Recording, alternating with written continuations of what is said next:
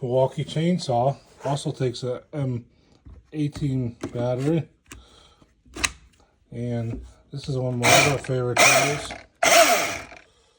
Because you don't need to put oil in this chainsaw or ever put gas in it. The only oil you put in it is for the chain. That goes right in this hole right here. So that's a really cool tool. And it works just like a regular chainsaw, so be careful on that.